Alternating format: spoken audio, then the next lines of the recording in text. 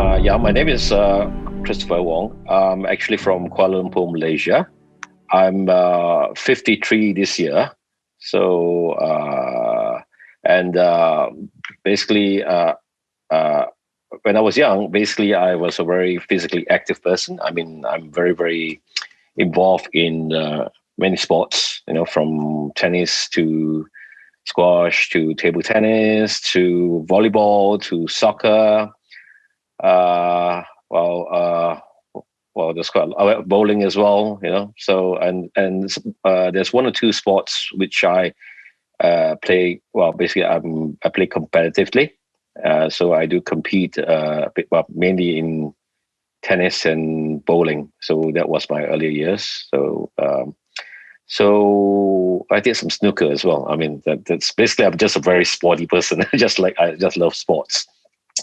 So as I was growing older, I basically was looking for something new to do, right? Something new, something that's different.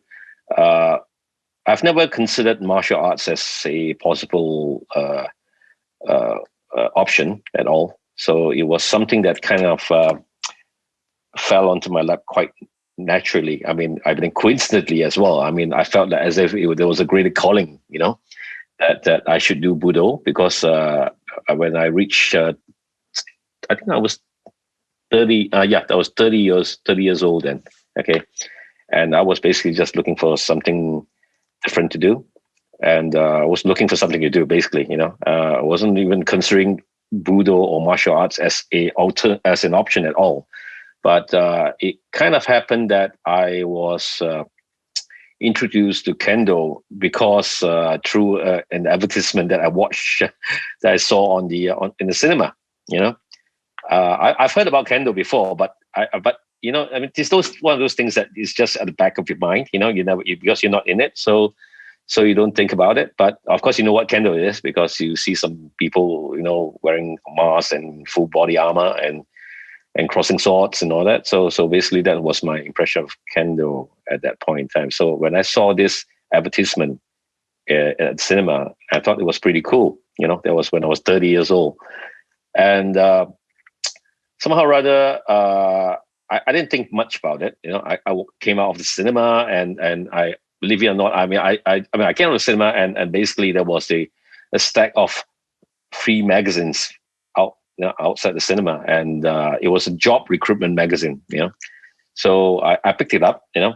Thought nothing of it, and when I flipped through the pages, somehow or other I came across a short article about Kendo, and I thought it was quite different. I mean, because it has nothing to do with job recruitment, right? Obviously, right?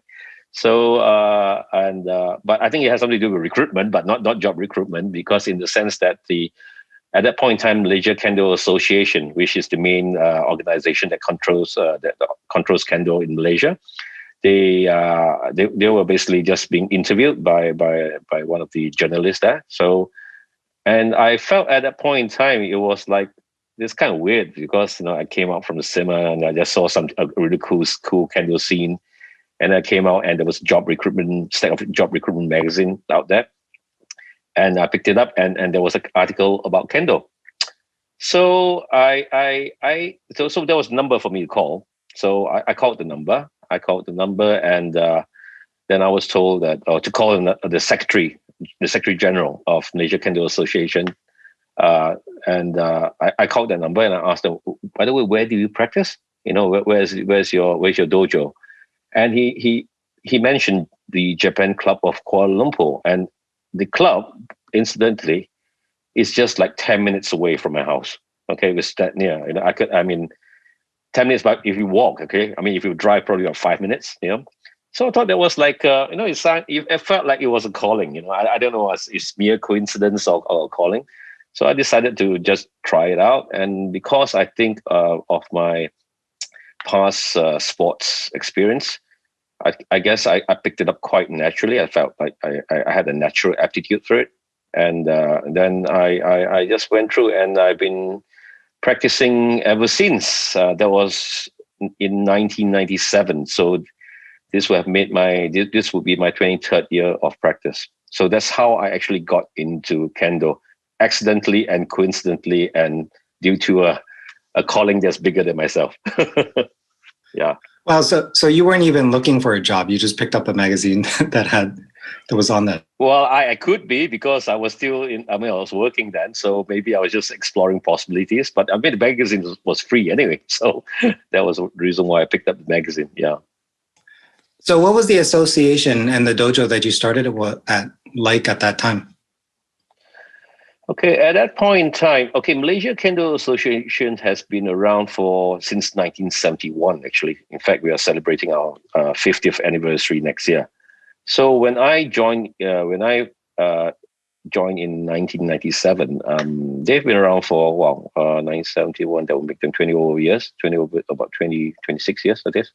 And there was quite a big group, actually, surprisingly, consisting of course, the Japanese, and the local members, and a couple of Western members as well. I mean, just expats, I guess, who were working in Malaysia at that point in time. So it was relatively big. I mean, although the sport of kendo, I mean, the art of kendo is quite obscure. It's not very mainstream like judo, taekwondo, or karate. But somehow or other, I think it has a very an underground following in that sense at that point in time. I mean, there were quite a lot of members. I mean, I remember the first time I went to practice and I saw the number of people in the dojo. There were close to 25 or 230. I mean, and the dojo was not that big, so it was quite cramped, So I was actually quite surprised that way back then, there was, in fact, a big following in Malaysia for kendo. Yeah. So, but of course, ever since then, Malaysia Kendo Association has grown much bigger. We have got a lot more clubs now. Back then, it was just one club. It was just that club, Right now, we're looking at, I don't know, probably like more than 10 clubs all around Malaysia. So that's quite good. Yeah. So that's quite a different thing, especially for even people that know a little bit about kendo. When they first walk into a dojo, from the sound of it, if it was not that big and there's so many people, it's quite packed. And then the yelling, everyone's doing ki at the same time. What was that effect on you when you first went in and heard that? Obviously, the ki part was quite interesting because it's quite noisy, right? So I mean, obviously, you and I both know that a dojo is basically, whenever you walk into a dojo, basically, I mean, it's just a very, very rowdy and very, I mean, you hear war cries and all over the dojo.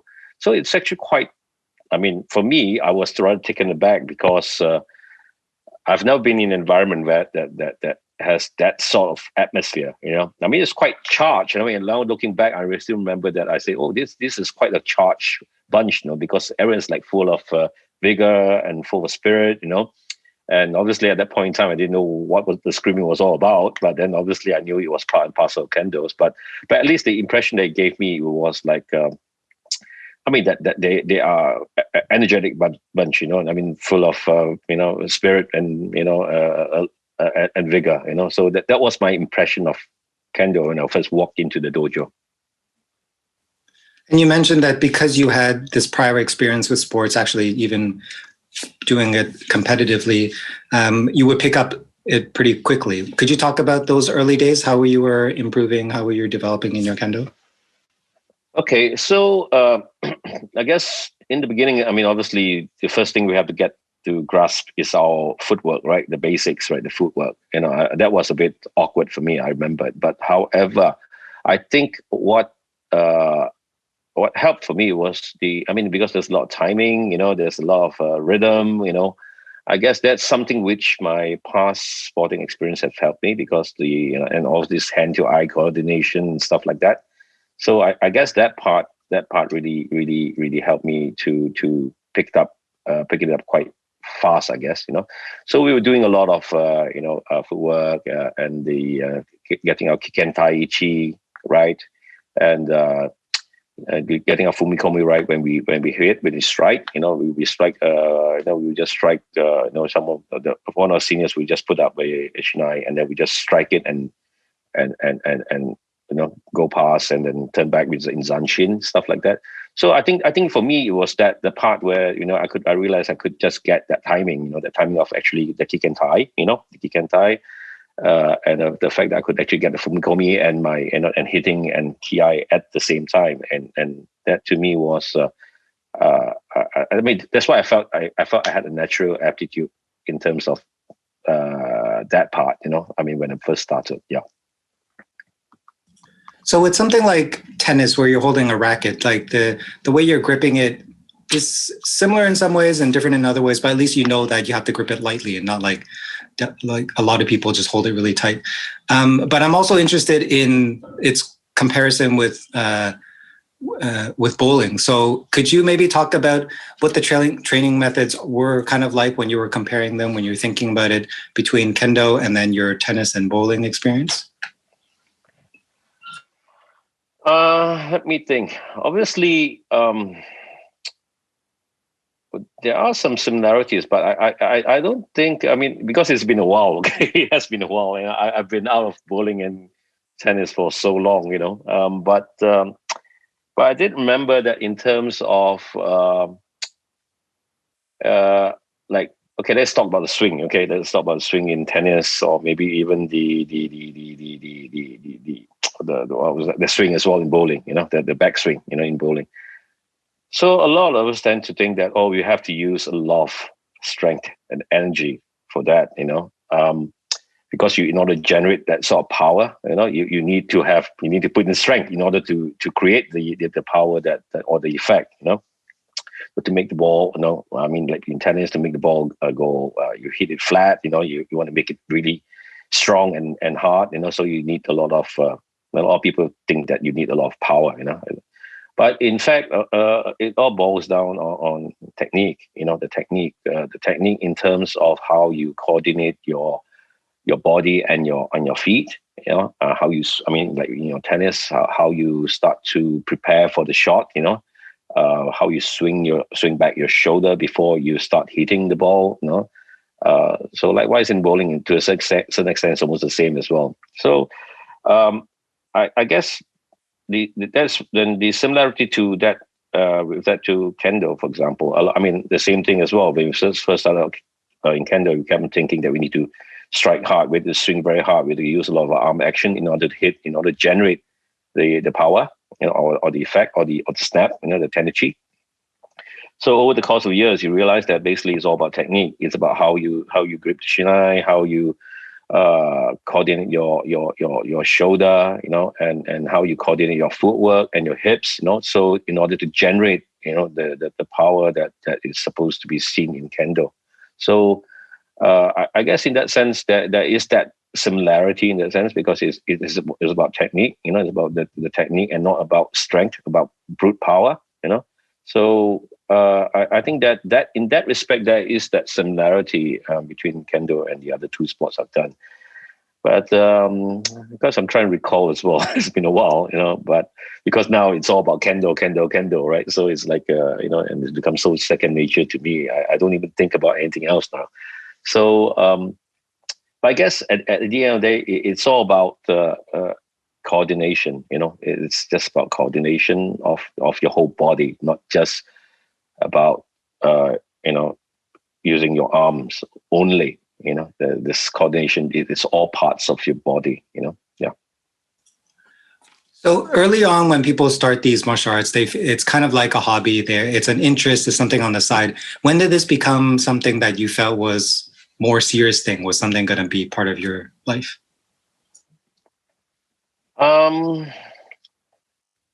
I mean, I think that basically when I started kendo, I just wanted a different type of activity, So I never thinking about it being something that's really substantial. It was just something that maybe just a cardio workout or stuff like that, But so over the course of years that I've practiced, I guess I was given a lot of opportunities to venture into it in a bigger way because of Shiai, for example. I mean, I got to, after about 4 3 years of starting kendo, I started competing even on international stage, at the WKC. I was in the Santa Clara WKC in 2000.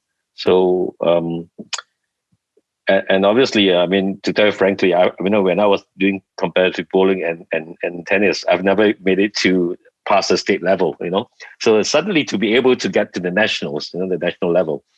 So I guess it was like a proud moment for me, It's like being, being a national sports person, things like that. And I guess it just comes naturally from there. It's like, you realize that when you're doing something and you're getting somewhere, you're getting to, I wouldn't say you're not maybe to a certain extent recognized for your talents and for your ability.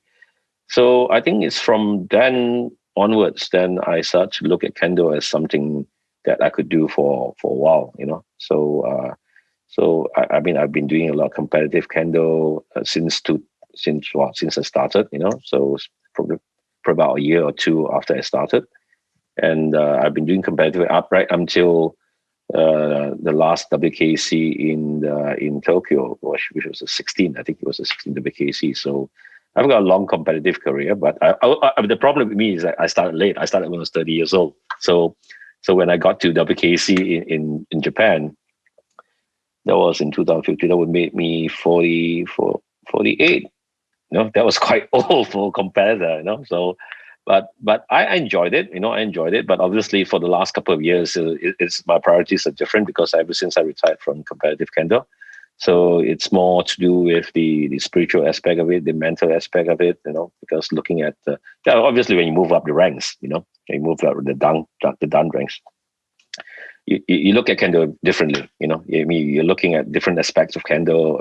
I mean how kendo can actually help in on the spiritual side anyway, on the spiritual side, and how it actually defines your personality as a person, so but it's something that's very gradual. I wouldn't say it's something that I realize, hey, this is something I want to do for the rest of my life, things like that.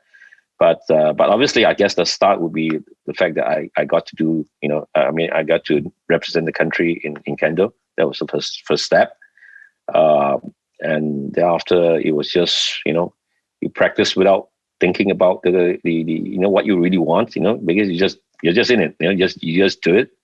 And before you know it, you've already done it for 23 years, things like that, So, I mean, in that sense, that's my kendo journey anyway, in terms of looking at how I started from being mildly interested to being really, really, really into it. Yeah. Talk about your World Kendo Championship experiences. For each one, I'm sure that there's something specifically memorable for them. Could you maybe recall a few of those instances? Okay.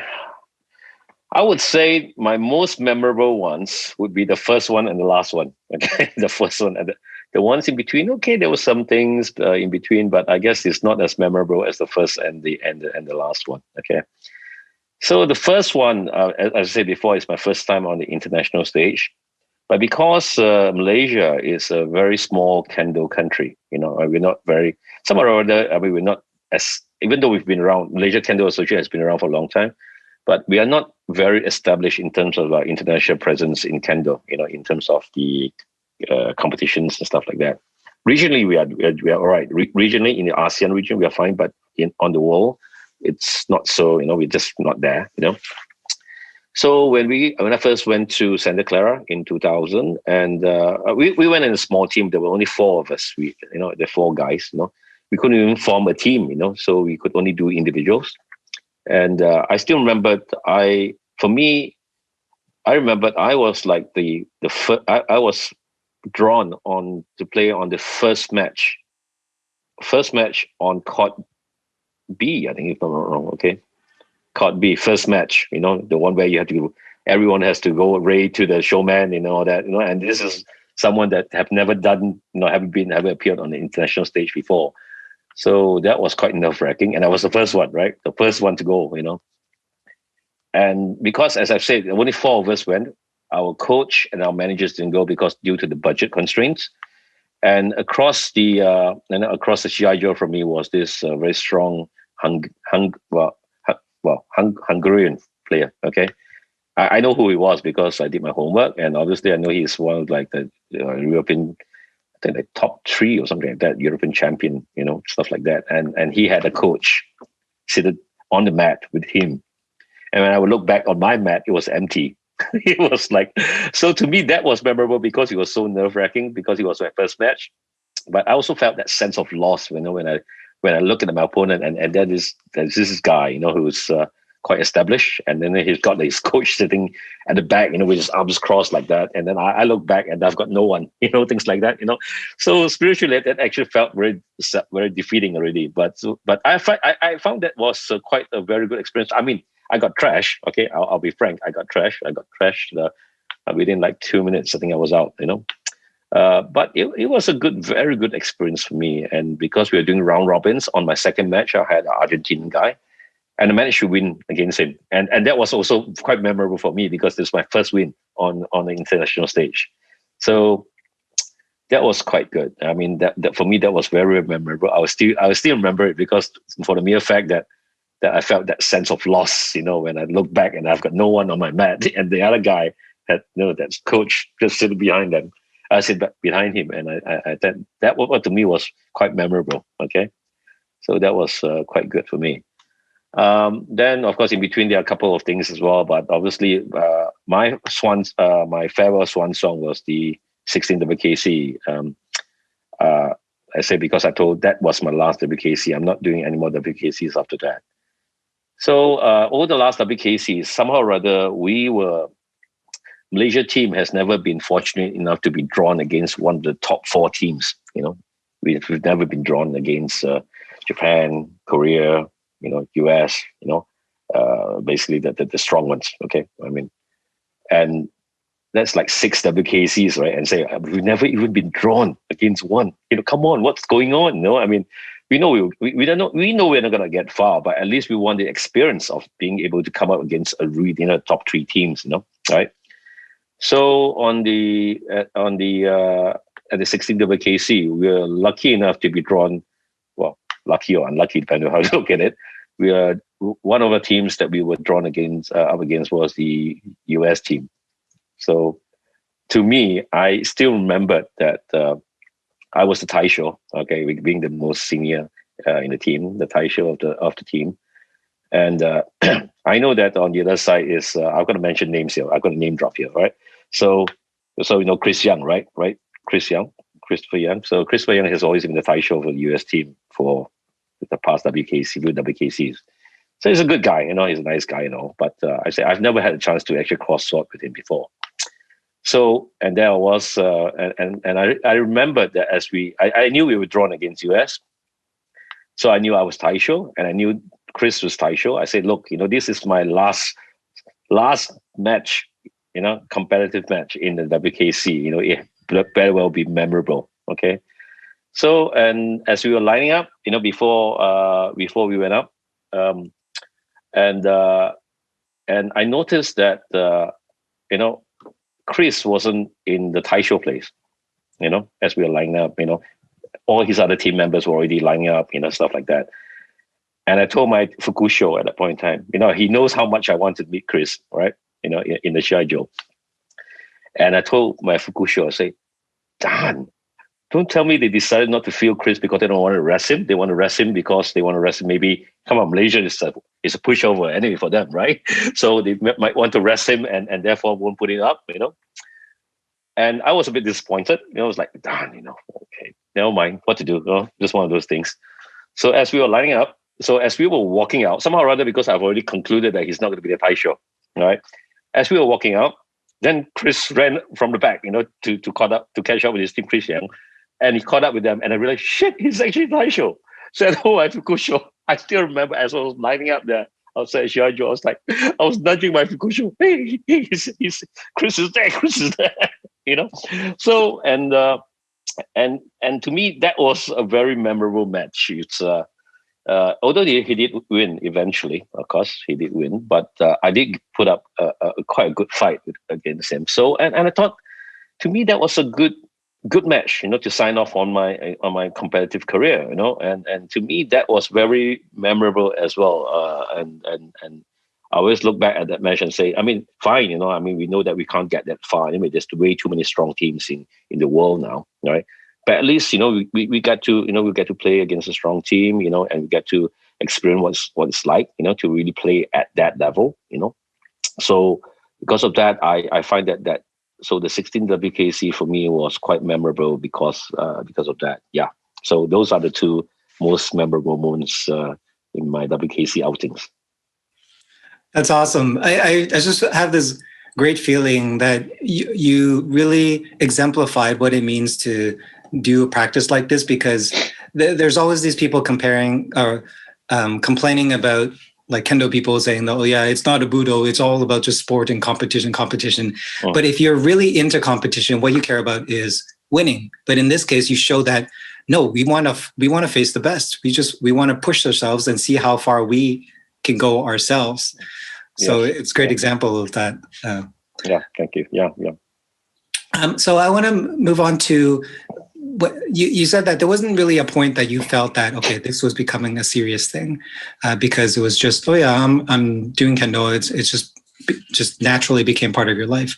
Was there any point in time that you had faced challenges in your practice or in your work that you felt, this is getting a little tiring, maybe I might even if it's not the point that you'll quit, but at least you consider thinking, okay, this is. Okay, there are, because as you move up the ranks, obviously, I'm currently the deputy president of the Malaysia Kendo Association. I mean, obviously, so we're talking about Kendo administration now, okay? So the thing about Kendo administration is very, very tedious. It's very taxing. I was the Secretary General for a couple of years as well. Before I became a deputy president. And I remember I told you that basically the clubs are growing. There are more and more people doing kendo, and suddenly the paperwork just piled up, stuff like that, and all the coordinations and stuff like that. I think it did feel that at one point in time, I said, I didn't want to do this. I only signed up for kendo. I'm not here to do kendo administration. It's not like I'm getting. No, I'm not saying for lack of better word, I'm not getting paid for it. Things like that. But yet I have to do all this, right? And I know this has nothing to do with practice, but that took quite a lot of my time, and it took away a lot of my passion for kendo, because you start to deal with, the bigger the organization is, the more politics there are, the more people that you have to deal with, stuff like that, and that somehow or other just made my kendo kind of like diffused my spirit. You kind of diffused my spirit for kendo. It's like thinking, I mean, I'm here to do kendo. I'm not here to do this sort of things, So, and I did feel like, I wouldn't say give up, but I did feel like I felt like taking a break, I felt like I've been doing kendo for like 20 years now. Come on, that's and although as much as I acknowledge that kendo has done me, done me a lot of good, it's made me a better person, made me, basically, I've grown, I've grown through kendo, over the last 20 years. Although I've taken so much from kendo, I did feel that I wanted to just quit, for a while, at least for a while, while just sort out my head, sort out my priorities, after all, I'm not getting young, and I felt that I just needed to go out and maybe do something else, maybe because maybe the kendo part has run its course, and I felt that I've done enough in kendo in terms of my own progress as well, okay, not boasting, okay, but I'm just telling you some of my achievements, stuff like that. For example, I've even won one national competition in Malaysia that was previously only won by Japanese and Koreans, stuff like that. I was the first Malaysian to do that. I was very proud of that. Everyone was like, "Wow, you're the first one to break the duck." Come on, stuff like that. And I beat Japanese competitors just to win the national competition. It was an open anyway. That's why Japanese and Koreans could join. So and that was like a little feather in my cap. And then, of course, when I rose through the ranks of my dan rank, when I got my sixth dan, and I got in my first attempt, stuff like that. And while all my senpais, senpais got it on their seventh attempt or their third attempt or second, and I really had one set. Well, when I started kendo, there was another guy who did kendo, and I call him my sensei because of second dan or something like that. And he's been doing his sixth dan for like 20 times, stuff like that. Still can't pass, and I passed on my first attempt, stuff like that. So that's why I felt that with all these achievements, so to speak, that I've amassed over the years, that I felt maybe that's it, no? I mean, I've done all that I could, what else can I do, and I did feel that at that point in time, I wanted to just say, just pack it in, and maybe not for good, but just pack it in for a while, look at other things to do, like climbing mountains, mountain trekking, stuff like that, and we're doing some different things, stuff like that. And I thought that maybe kendo couldn't I couldn't do it in parallel terms with my kendo as well, so because of time constraints and stuff like that. So I did think about that, yeah. But having said that, of course, at the end of the day, there's that part of you that says, I mean, right now, obviously, my next challenge is 7 dan. Yeah, so I told myself that, at the very least, stay on. Let's do 7 dan. Try and get 7 dan on the first attempt. Who knows? That could be your even better swan song, to this whole thing. But obviously, but I never look. But having said that, I do have a change of heart once in a while. If I don't do kendo, I mean, I can do other things as well, but kendo has been. I mean, I do feel guilty as well because in a way, I mean, this is the human part of me speaking, right? That kendo has done so much wonders for me.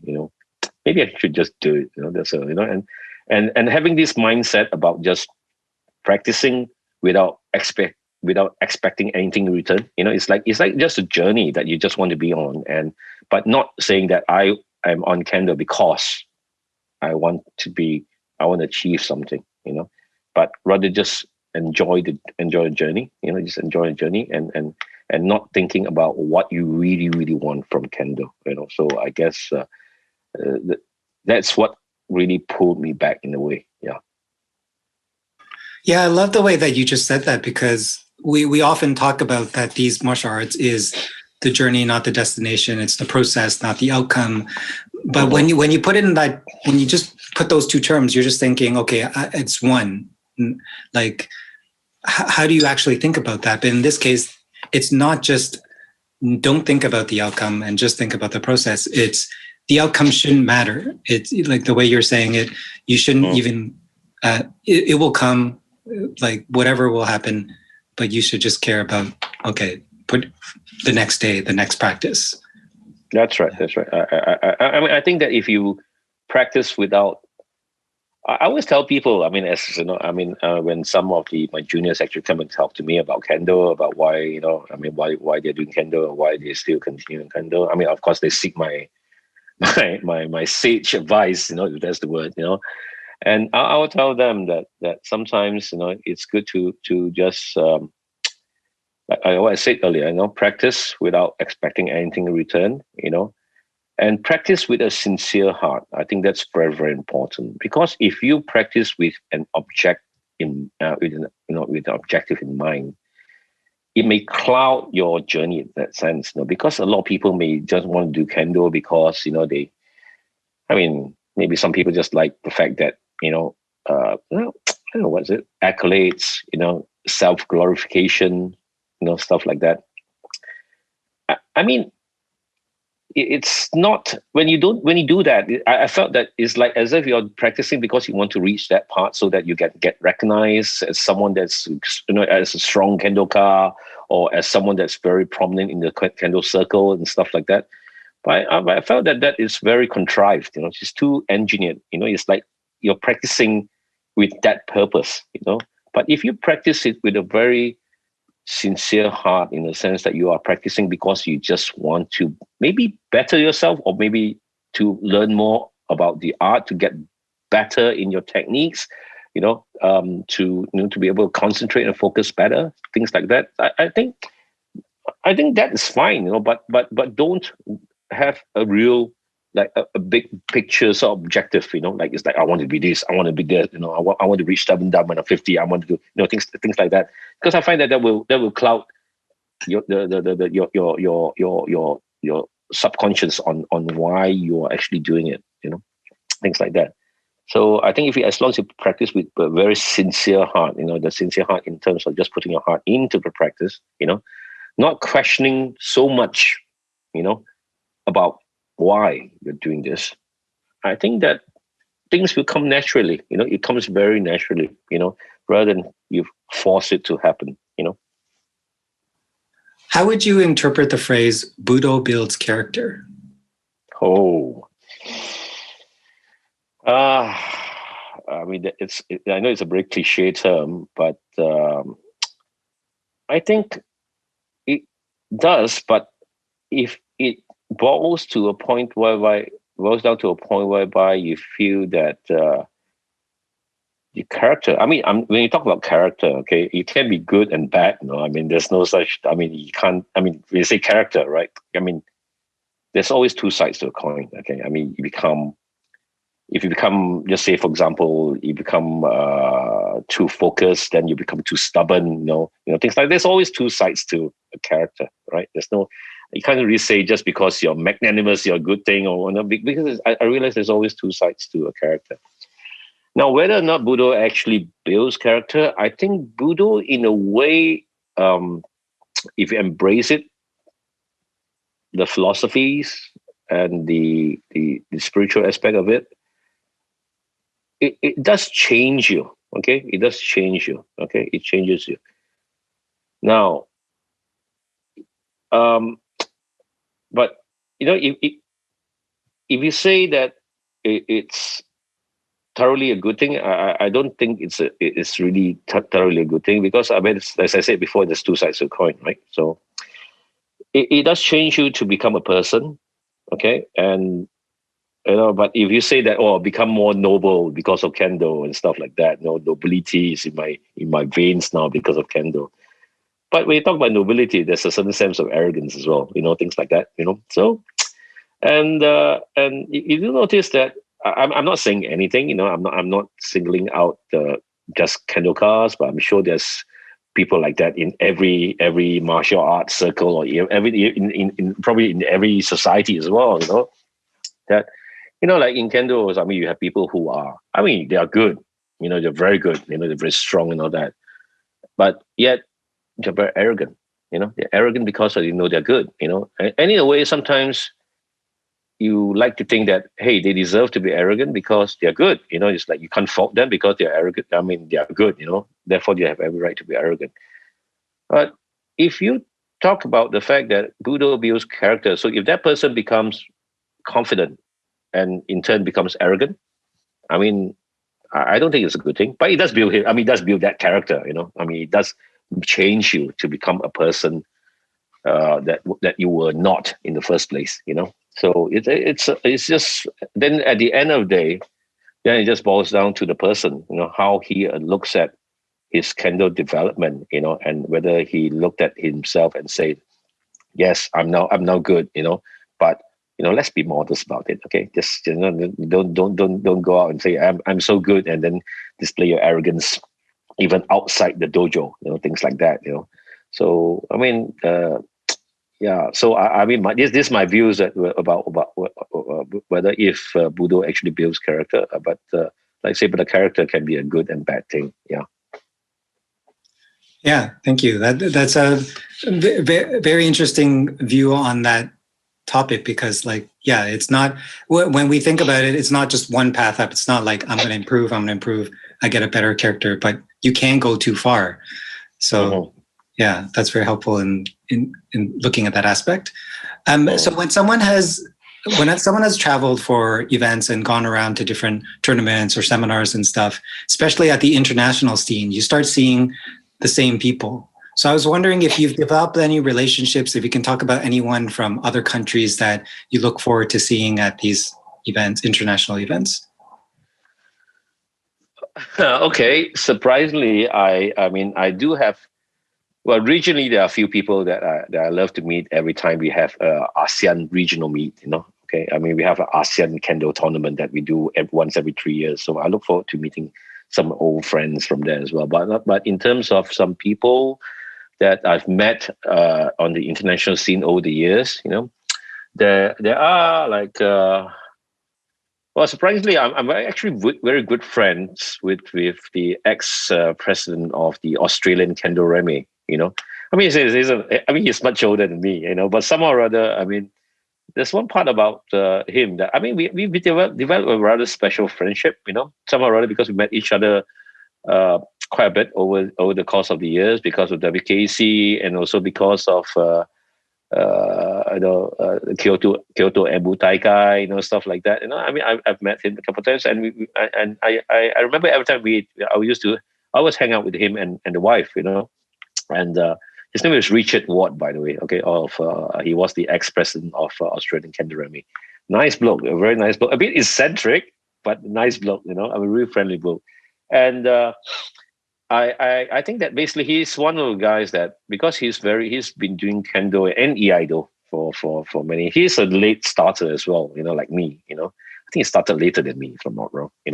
He's actually much older than me. I think he's like 60, mid-60s now, something like that. So, and but we get along so well, So and then we still, of course, we still keep in touch with each other over on Instagram and on Facebook, stuff like that. So. It's quite nice. So that's one guy that I really, really look forward to meet every time, we have any international meet. And recently, I would say that, recently, this is very recent, like it's like last year, something like that. Okay. I mean, last year, well, basically, so far, I've never had a chance to really befriend any of the real top players, really good players, I mean.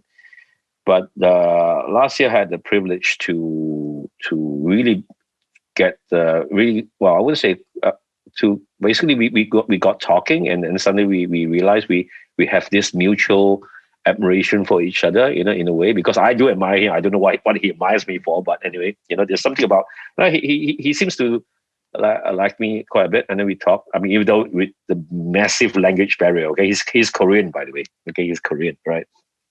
So we use a lot of Google Translate and stuff like that, But here, and then his name. Oh, by the way, he's Lee Kang Ho. You probably heard of him, right? Lee Kang Ho, the Korean Taisho, or he was the Korean Taisho for the last 2 or 3 WKCs, right? So. I mean, one of the top players in Korea. Okay, he is like a legend in Korea. I mean, someone that's really up there, in terms of his kendo career. But yet, when he came to Malaysia with his dojo last year, and that was the time when I really got to talk to him. But before that, obviously, I've met him on international meets and stuff like that, and and he's such a humble person. He's just amazing, and then I mean, he would make time for. Sorry, people like me, I'm just saying I'm a nobody in kendo, right?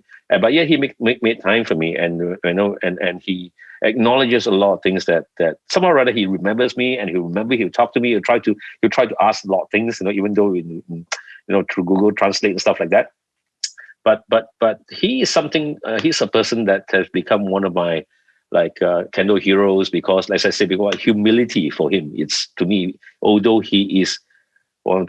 I mean, he's a kendo legend in Korea. He's just the most popular kendo player in Korea. Because he's been around for quite a number of years, and he has represented Korea in many WKCs.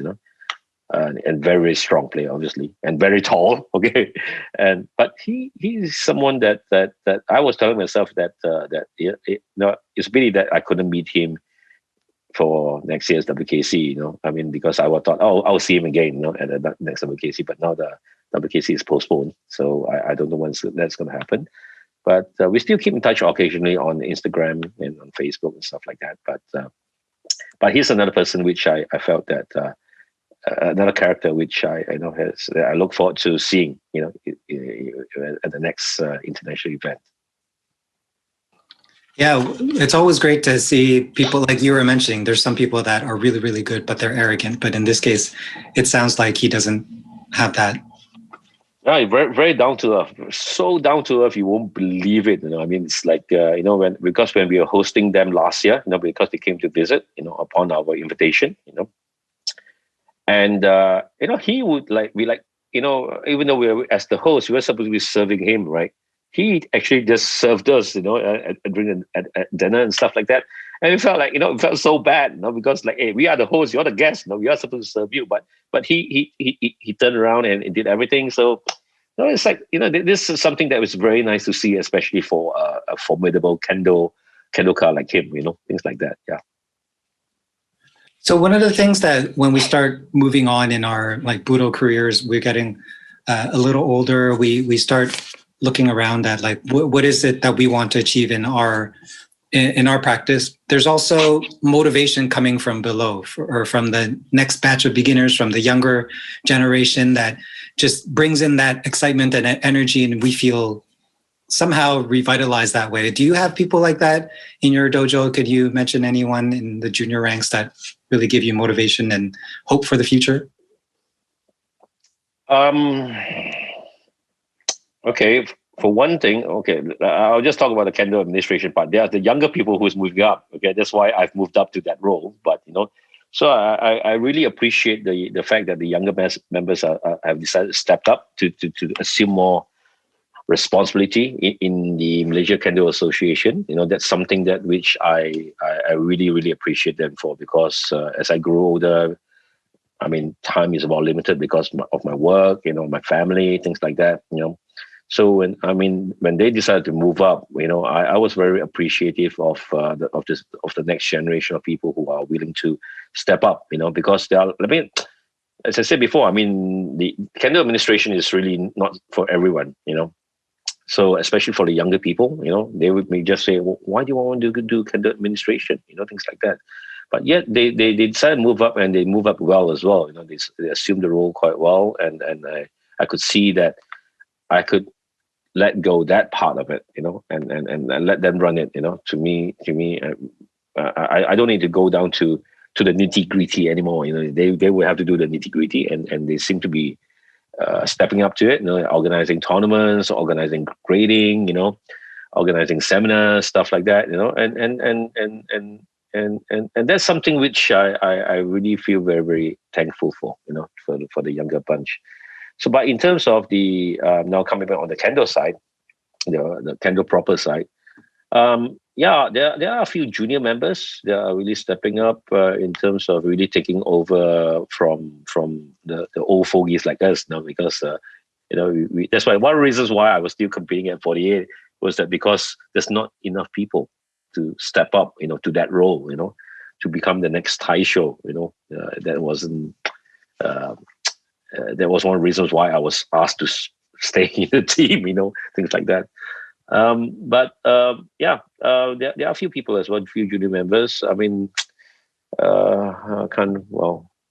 Do I have to name names or because I just think about it generally? Actually, I'm just thinking about it generally because there are people who are stepping up, and I felt that it's because when these people step up, then Kendo Kendo in Malaysia anyway can progress even further, and I'm glad to see that the Kendo population in Malaysia is growing, because of the clubs and all that. So many new fresh bloods coming in, and quite a number of potentials as well, to at least keep Malaysia Kendo Association active and strong for at least the next 10 or 20 years, I hope. Yeah. So I want to move on to I have it listed as rapid fire questions, but you can take as long as or short as you want to answer these, more interest related. So first one is, do you have a quote or a proverb or a motto that you live by or you think about in your practice? I do actually. But that actually doesn't just apply to my kendo. It applies to every aspect of my life. It's called, or the quote actually says, "If you only do what you can do, you can never do more than what you can do." All right. So basically, it just means that if you keep on doing the same thing, you know, and you get good at it, but it doesn't. It just means that if you don't take on a new something new, that's only as good as you know. You know, you only know that. You know, you cannot move on. You know, so and I felt that that is something which is very very relevant to me in terms of my kendo as well as my life. You know, so that phrase, if you only do what you can do, if you only do what you can do, you can never do more than what you can do. Something to that effect. Was there any particular experience or any challenge that you took on having this kind of thought in mind that, okay, I'm at this point, I need to do something new to grow or develop? You mean in kendo or in any aspect? Anywhere, yeah. Any application. Okay, anyway. Okay. Okay. It's more then. This would be more relevant in terms in outside kendo. Then, okay. Like for example, you know, I've done. Okay, recently I've been doing a lot of mountain trekking. Even though I'm not a mountaineer, I don't like mountains, and I'm not that adventurous. You know, but I've done some really, you know, I mean, really hardcore sort of mountains. Okay, I mean, I've done trekking. Okay, basically, not climbing, but trekking, right? So I did Everest Base Camp last year. I did the highest mountain in Malaysia last year as well, and so that was the two mountains which the more extreme ones. Okay, that I did. Um, so that's why I felt that sometimes it's good to do something different. You know, instead of just doing something it's not just, that's why in my case it's like that's why I was thinking about should I leave kendo because I could do other things, you know, stuff like that, because I wanted to test myself to actually live by this philosophy that, you know, you can if you want to do more than, you know, I mean, you can only do what more than what you can do, provided you do it right. If you don't, you only know what you can do presently. So that's why I ventured into mountain trekking. I did caving recently as well, before the lockdown. I went caving in the largest cave in the world, the largest cave passage in the world, that's in Vietnam. You know, stuff like that. So things like this are really very unlike me, you know, because you know, I'm not known to be a person that is so adventurous and, you know, go on this really all these mountain treks and all these a bit more of an extreme adventures of excursions, you know, stuff like that. So yeah, so that's something that I've done that is totally out. I've also a couple of years ago also written a book. I wrote a book, and I remember I qualified in my preface. You know, in my preface in the beginning, I said I'm neither a historian nor an author. You know, that was my qualification. But I wrote a book about history, so it's like, you know. So it's totally something that I never done before, you know, but it was to me really literally just getting out of my usual comfort zone and doing something that is totally different, you know. So that is one aspect of doing something else which I've never done before as well, you know. So those are the more notable ones that I know. But I'm always looking for new challenges, new stuff to do, you know. So and maybe it's a midlife crisis. I don't know, but but that's what I'm doing right now. Yeah. My next question was, what is your comfort food? But you can what's my comfort food? Things. Yeah. Okay, my comfort food. I love noodles, so I love this specific noodle shop that sells pork noodles. This pork noodles have been around for I think about 40 over years now. I think at least I've been eating that since I was like in my before my teens, you know, and I still go back, you know, every once in a while. It's something that I've always enjoyed because maybe it's pure nostalgia, you know, maybe it's just a taste that you're very familiar with, you know, a taste that you grew up with. So that is this pork noodle soup that comes with a semi-cooked egg, you know, and I always remember that whenever I eat that's my ultimate comfort food. It always warms the soul, no matter when or when you eat it, that to me is my ultimate comfort food, that pork noodle soup. Okay, yeah, from this particular store. Well, for anyone that might be visiting Malaysia anytime, what's the name of the store? It's called Peter's Pork Noodles. Peter's Pork Noodles. It's got an English name, but it's very Chinese. Okay, so Yeah, I'll definitely look that up. Okay, so last question before we wrap up. If someone were to log into your YouTube account, you know how YouTube would recommend videos to you based on what you've watched in the past. What kind of videos will we see YouTube recommend to you? oh, right now, okay. Right now, it's all about cycling because I've just started cycling. Remember kept on telling you I'm always doing different things. So I'm really into cycling now. I mean, but not just normal cycling. It has to be on a certain bicycle. Okay, it's called the Brompton, the folding bike. I'm not sure you've heard of it. It's actually a Brompton folding bike. A Brompton bike is actually from the made in London. Okay, so it's a very unique bike in the sense that it has a very big cult following at this point in time. Okay, and I ventured into cycling about 3 months ago, and right now, because I've been watching so much YouTube videos on the Brompton bike, that it will be full of that. And the second thing that will come up on my feed the most would be food related, because I'm a foodie. I love food, and I love to watch food vlogging. There's this particular channel that I really love to watch. I'm not sure if you heard of him. He's actually from the US, but he's Chinese, but then he's actually based in the US. His name is Mikey Chen. He has this channel called Strictly Dumpling. Okay, I'm not sure if you've heard of it. Okay, Strictly Dumpling. Yeah. So I've been following his vlog for like a couple of years now, and wherever he travels to all parts of the world, and basically vlogging about food, about the place and stuff like that. And I use his reference as my reference, whenever I travel, like the restaurants he goes to, places he went, the hotels he stays in, he stayed in, and all that. I will use that as my reference. So basically, right now is just the Brompton bike and food. So basically, that will be the thing that will come up most on my feed now. That's wonderful. Well, thank you so much, Christopher, for this fascinating interview on your journey. Learned a lot of great life lessons there along the way too. Is there anything that you want to share with the audience? Any final message closing this off? Okay. Since this is a Kendo related podcast anyway, so I will just share my views about how I look at Kendo. Okay, for the people who are doing Kendo, who maybe are looking at getting into Kendo.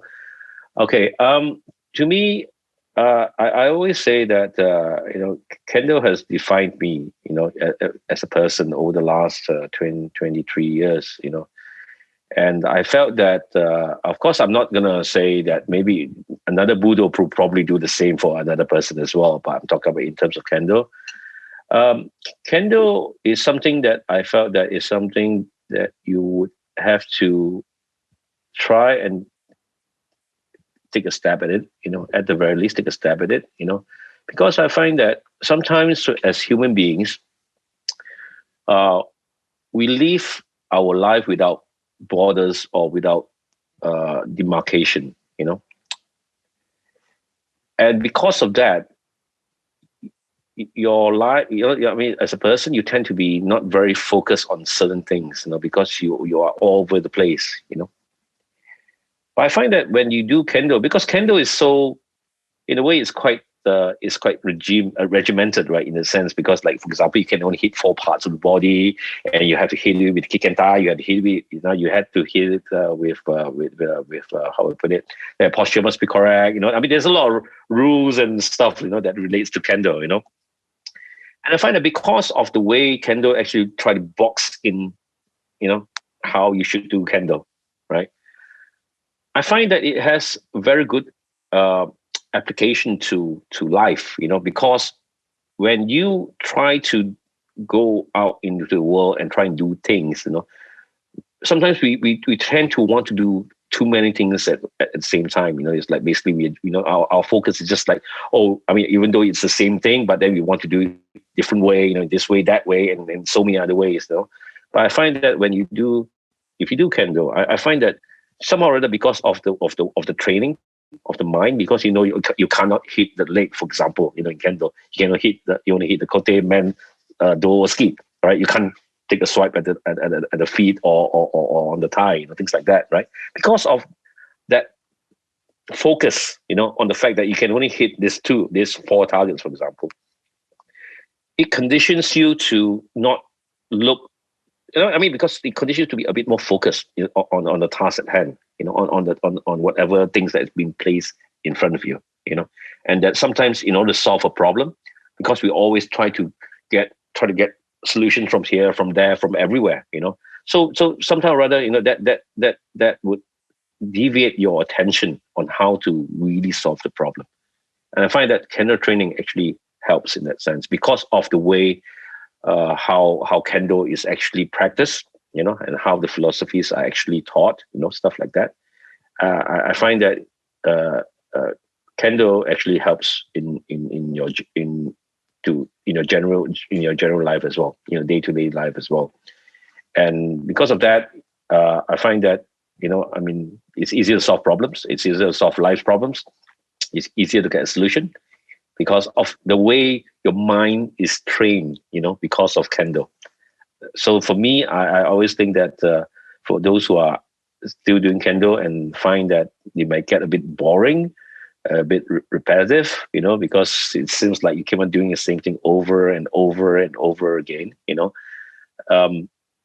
think of the training that you get, think of the benefit that you get at the end of it, because somehow or other, when you speak to someone who really does kendo, I find that generally they're a bit more focused and they're more, they're more to the point. They don't really like, go all over the place, because that's how kendo class mind is trained, because it's just how it is. You cannot. It's what you call like maybe like occupational hazard or something like that. You just just do it that way. Right. So I think that's my parting words to anyone who is listening in on this podcast. Yeah, I love that, because it's like a new person could come into you and it's like, what's this? This is so boring. We're just doing the same thing over and over. And all you have to really say is, I know, that's the point. It is, believe it or not, that is the point.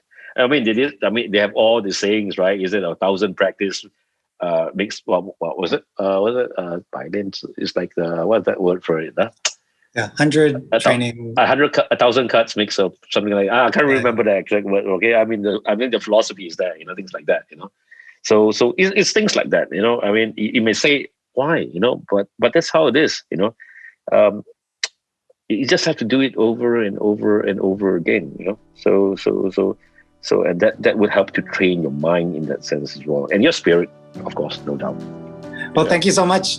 I hope you have a great day. Yeah. All right. Take care.